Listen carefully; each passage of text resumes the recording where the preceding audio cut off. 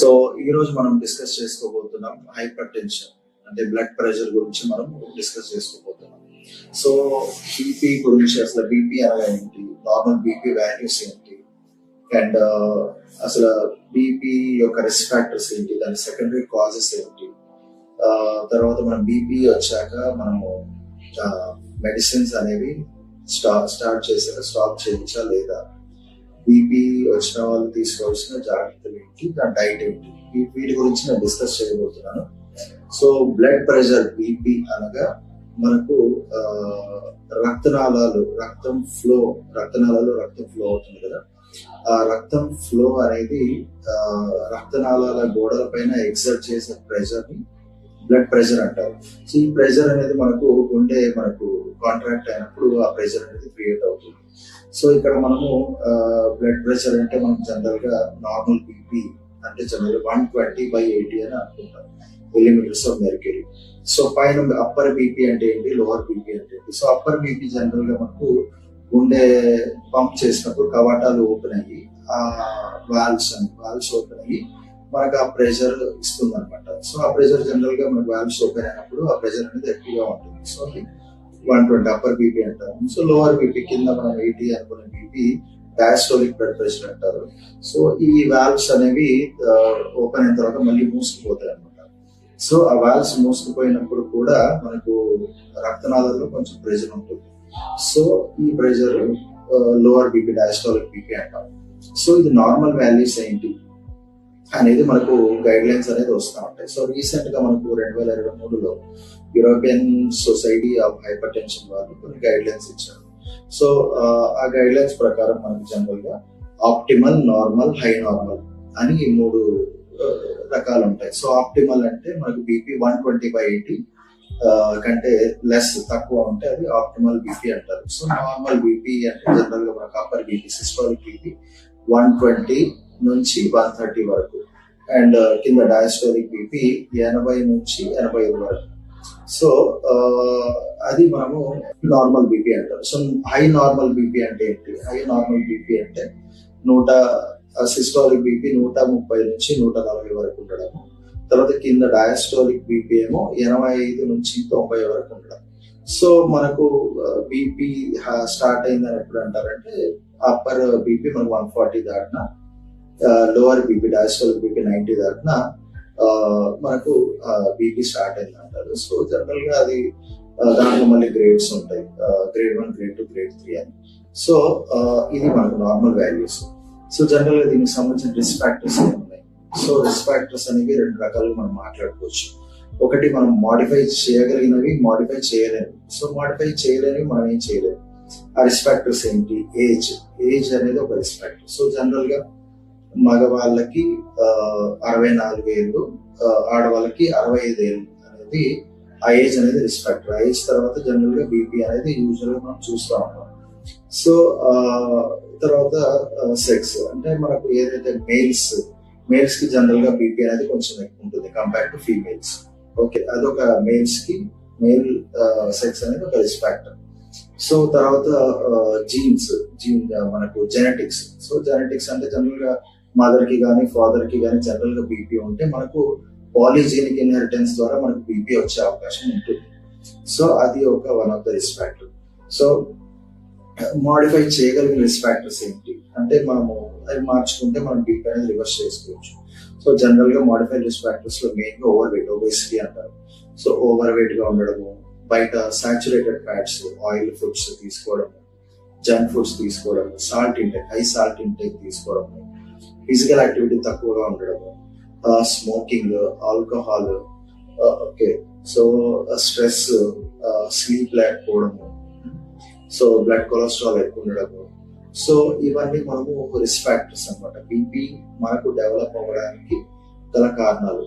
ఒకవేళ సరిగ్గా ఎక్సర్సైజ్లు, వాకింగ్ సరిగ్గా చేయకపోవడము, ఇవన్నీ మనకు బీపీ యొక్క రిస్క్ ఫ్యాక్టర్స్. సో కానీ ఇంకోటి బీపీకి సెకండరీ కాజెస్ కూడా ఉంటాయి. సెకండరీ కాజెస్ అంటే జనరల్ గా వేరే కారణాల వల్ల మనకు బీపీ రావడం. సో ఇలా కొన్ని కారణాలు ఉంటాయి. Thyroid one of the main reason. So hyper thyroidism లేదా హైపోథైరాయిడిజం లో మనకు బీపీ అనేది కొంచెం ఎక్కువ చూస్తాం. ఇంకా కొన్ని అదర్ రీజన్స్ కూడా ఉంటాయి. వేరే వ్యాధుల్లో కూడా మనము చూస్తాము. దేంట్లో అంటే మనకు కుషింగ్ సిండ్రోమ్ అంటారు. Cushing syndrome, phaeochromocytoma, hyper aldosteronism, renal artery stenosis, తర్వాత అబ్స్ట్రక్టివ్ స్లీప్ యాప్నియా, ఇలాంటి వ్యాధుల్లో మనకు chronic kidney disease, kidney problems ఉన్నా, ఓకే, సో కొన్ని డ్రగ్స్ వల్ల కూడా మనకి బీపీ ఉండొచ్చు. సో ఇవన్నీ సెకండరీ కాజెస్. సో అందుకనే బీపీ అనేది మనకు ఎక్కువ రీడింగ్స్ వస్తున్నప్పుడు అందుకే డాక్టర్స్ ని మనం జనరల్ అప్రోచ్ అవ్వాలి. ఎందుకంటే ఈ సెకండరీ కాజెస్ ఏమైనా ఉంటే అవి మనం డిటెక్ట్ చేసుకొని వాటి ట్రీట్మెంట్ మనం తీసుకుంటే మనం బీపీ అనేది రివర్స్ చేయొచ్చు. సో ఒకవేళ బీపీ స్టార్ట్ అయ్యాక జనరల్ గా మనం తీసుకోవాల్సిన జాగ్రత్తలు ఏంటి? సో మనం జనరల్ గా స్ట్రెస్ అనేది తగ్గించుకోవాలి. స్ట్రెస్ తగ్గించుకోవడానికి యోగా, మెడిటేషన్ బాగా పనికొస్తుంది. ఒకవేళ ఓవర్ వెయిట్ ఉంటే మనము వెయిట్ అనేది తగ్గించుకోవాలి. సరైన నిద్ర ఉండాలి. మంచి పోషకాలు తీసుకోవాలి. పోషకాలు అంటే మెయిన్ గా ఫ్రూట్స్, వెజిటేబుల్స్, తర్వాత మిల్లెట్స్, గ్రెయిన్స్, హోల్ గ్రెయిన్స్ అంటారు, హోల్ గ్రెయిన్స్, తర్వాత నట్స్, సీడ్స్, ఇవి మీ డైట్ లో ఇంక్లూడ్ అయ్యేలా చూసుకోవాలి. ఓకే, సో జనరల్ గా మీట్ విషయానికి వస్తే లీన్ మీట్ అంటే మనకు చికెన్ కానీ ఫిష్ కానీ తీసుకోవాలి. జనరల్ గా మనం అవాయిడ్ చేయాల్సినవి ఏంటంటే రెడ్ మీట్ అవాయిడ్ చేయాలి. రెడ్ మీట్ అంటే మనకు మటన్, బీఫ్, పోర్క్ ఇవన్నీ రెడ్ మీట్ కేటగిరీలోకి వస్తాయి. సో సాల్ట్ అనేది రెస్ట్రిక్ట్ చేయాలి. సాల్ట్ చాలా తక్కువ తీసుకోవాలి. 6 grams per day కంటే మనం ఎక్కువనే తీసుకోకూడదు. అండ్ సాల్ట్ ఎక్కువ ఉన్న పదార్థాలు కూడా అంటే లైక్ పికిల్స్, ఇట్లా సాల్ట్ ఎక్కువ ఉన్నది, బయట చిప్స్ లాంటివి, స్టోర్ ఫుడ్ ఇలాంటివి మనం తక్కువ తీసుకోవాలి. సాల్ట్ ఎక్కువ తీసుకుంటే బీపీ మనకు పెరిగే అవకాశం ఉంటుంది. ఇంకోటి సాచురేటెడ్ ఫ్యాట్స్ తక్కువ తీసుకోవాలి. లో ఫ్యాట్ డైట్, ఫ్యాటీ డైట్ అనేది తక్కువ తీసుకోవాల్సి ఉంటుంది.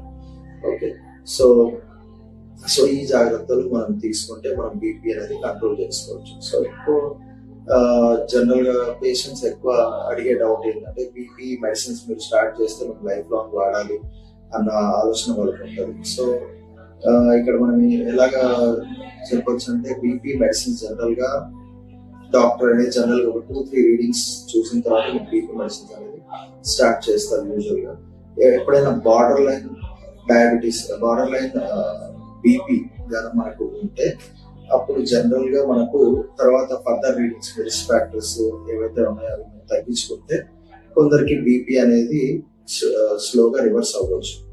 సో ఇక్కడ డాక్టర్ మనకి ఏం చేస్తారంటే ఒకవేళ మెడిసిన్ స్టార్ట్ చేసినా కూడా మీ ఫర్దర్ ఫాలో అప్స్ లో బీపీ అనేది కరెక్ట్ గా చెక్ చేసుకొని స్లోగా మెడిసిన్స్ అనేవి తగ్గియచ్చు ఒకవేళ మీ బీపీ రీడింగ్స్ బట్టి.